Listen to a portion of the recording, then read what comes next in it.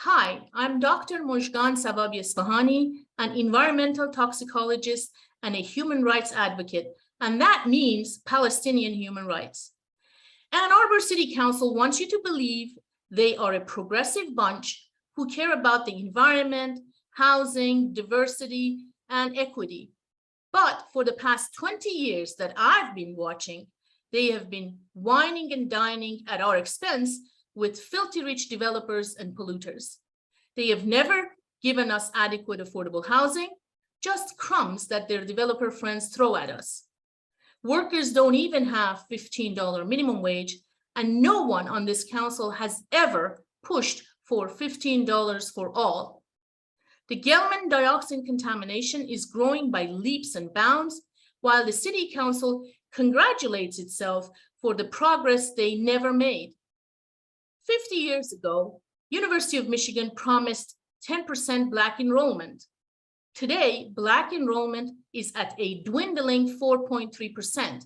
Why has no one demanded that the university keeps its promise? How does the city expect us to believe they care for a diverse and equitable town when for 50 years they have watched Black enrollment sink and Ann Arbor become more and more segregated? If 50 years ago, U of M kept its promise of 10% Black enrollment, many young Black people would have come here, they would have gotten a good education, and many would have stayed and built their families here. Then we would have real diversity and real equity. Instead, we have a segregated town with a bunch of lying people on the city council. This good-for-nothing city council serves their filthy rich contributors, and those contributor dollars propel them right back into office.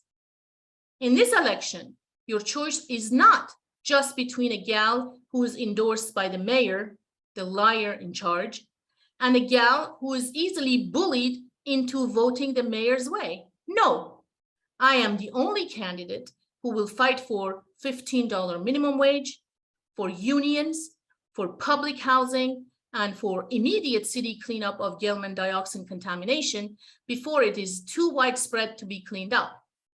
I will demand that Lansing and Washington demolish the laws they made up to keep you underpaid and without a union. Then we would get national health care, affordable housing, and no more racist wars, and no more racist clowns in the White House.